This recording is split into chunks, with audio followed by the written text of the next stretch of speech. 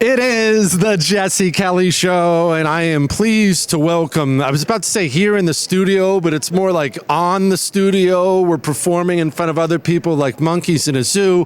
Michael Knowles, of course, of the Daily Wire, only now apparently he is a tobacco smuggler. Do I have that right? I didn't get all the details beforehand. I want that to go on my tombstone. Here lies Michael Knowles, cigar salesman.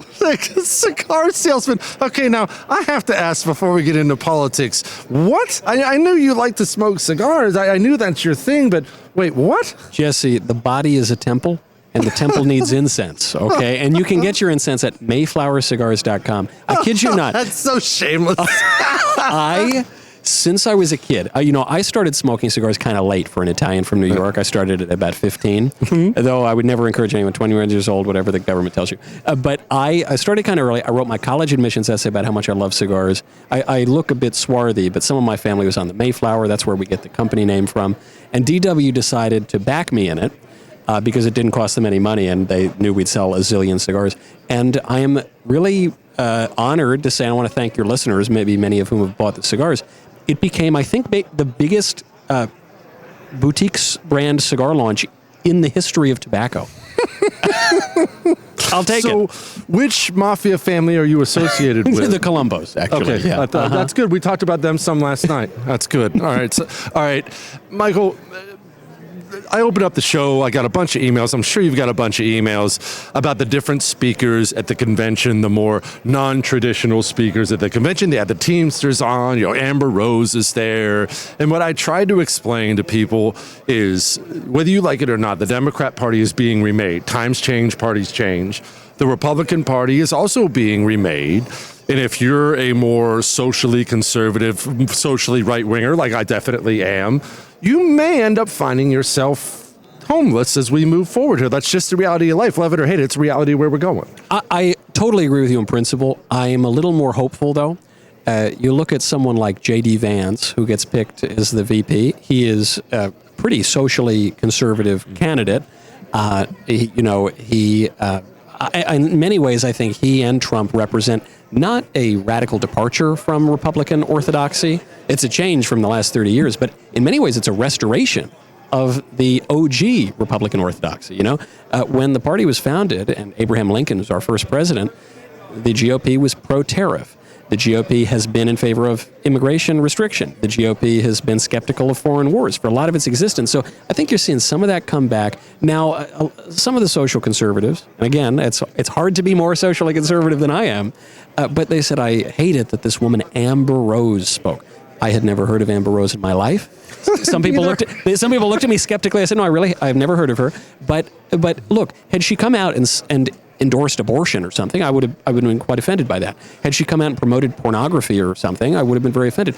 What did she say? She said, hey, I don't look like a usual GOP voter. I was lied to by the media. I was told he's a racist bad guy, and he's not. He's a good guy, and people who look like me, who probably have voted for Democrats in the past, they should vote for Trump. And that's all she said. And I thought, what am I supposed to complain about there? Yeah, look, that's what I've been trying to talk people off the ledge with. This might be where we're going, and because we are in a general election, I didn't get to this point of it, but now that we're in a general election, there's going to be coalition building that makes the hardcores like us uncomfortable. Yeah. There is. You're going to have a Teamster guy. If the head of the Teamsters wants to come speak, I mean, you're going to let the head of the Teamsters come speak. It's just the way it is. You have to make some friends you don't necessarily want to make in a general election. Of course. And for Donald Trump to come out and say, we're not going to talk that much about abortion. Okay, I'm very pro-life, and so, I like talking about abortion all day.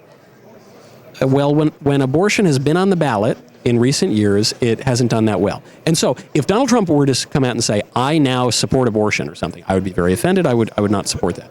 But if Trump, who is the most pro-life president in my lifetime, who was the first sitting president to address the March for Life, who appointed the judges that overruled Roe v. Wade, if that guy says, hey guys, play it cool until November, and then I'll keep appointing these good judges, and we'll keep making progress, I'm going to give him a little grace there. If if the president comes out and he says, hey, we're going to appeal to labor a little bit, we're going to, we're going to take away taxes on tips or something, I think, okay, that's fine. We've spent many multiples, probably orders of magnitude more money than that would cost the federal government just sending it to Ukraine over the past 2 years. So, okay, if you're going to make an outreach to labor, I think that's actually probably politically a pretty good idea. And is it ideologically pure in Milton Friedmanism of, the GOP platform of 1987?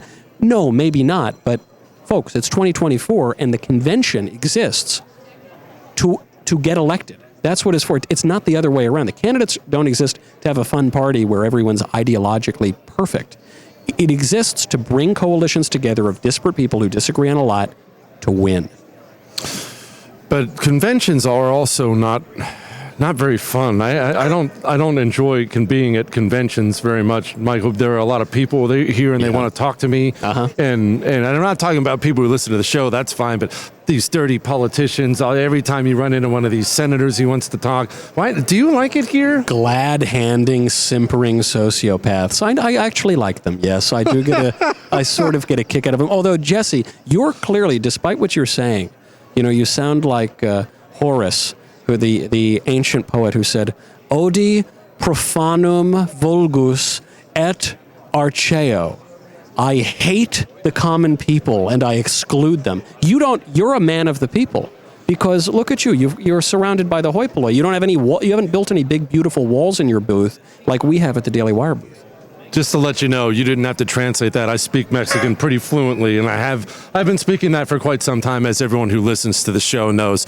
Okay, Michael, I have to ask, how hopeful are you in this idea of unity? Not on the right, not talking about at the convention where we're all patting each other on the back. Joe Biden sucks, but nationally, especially in the wake of an assassination attempt. Unity, unite, but just that doesn't seem realistic to me at all. The values of each side hasn't changed at all. People were upset by a bad video, but the values didn't change. No, I think Biden is going to keep calling Trump Hitler and saying that he poses an existential threat to the republic, and in so doing, he's going to justify assassinating him, as he's been doing for years. And that's unfortunate, and you're going to see that from entertainment. You're going to see that from a lot of Democrat politicians. However, I think that the country was uniting before that disastrous debate for Biden. It was uniting in the sense that Biden's poll numbers were not getting any better. Trump was looking like he'd win the general already before that debate. That's why Biden called for the debate. Otherwise, he would have avoided it. So he calls for the debate. He sets conditions that he thought would be totally unacceptable to Trump. Trump wisely just accepted them, didn't even negotiate. Destroyed him at the debate. The situation got worse. Then there was the mutiny in the Democrat Party where people up to and including George Clooney ostensibly wrote an op-ed for the New York Times. Maybe it was Barack Obama who wrote the op-ed, some have suggested. But in any case, there was a mutiny. They tried to overthrow him. That didn't work. That failed. Now, in the wake of the attempted assassination, that's not going to work anymore. And so I just think that the uniting was already happening around the failures of Biden.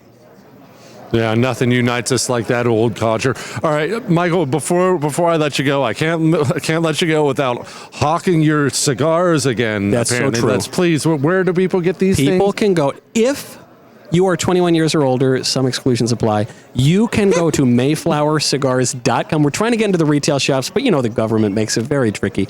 For now, mayflowercigars.com. We sell out pretty frequently, but as of now, I think we still have a fair bit of stock. And if you're me, you order the Mayflower Dusk. It's the fuller-bodied smoke and the Toro size. Delicious. I don't know what any of those words mean, but that Mexican. Sounds... It's Mexican? I thought so. That sounds fantastic. Michael, thank you, my brother. Thank you, as sir. Always. Michael Knowles, everybody. Cigar salesman now. Is there anything he can't do? He even plays instruments, too. Gosh, I hate him. You know who I don't hate is Tunnel to Towers. Taking care of widows and orphans. We're commanded to do that. Commanded to do that. That's not, they didn't say, hey, do it if you feel like it. We're commanded to do that. And there are a lot of different ways you can care for widows and orphans. Tunnel to Towers comes alongside these Gold Star families, these fallen first responder families, and they're building them homes, paying off their homes. They're doing the Lord's work. I don't have another way to put it. $11 a month is what they ask for. From you, from me, $11 a month. You give it automatically. You never know it's gone. Go to T2T.org, $11 a month. T2T.org. We'll be back.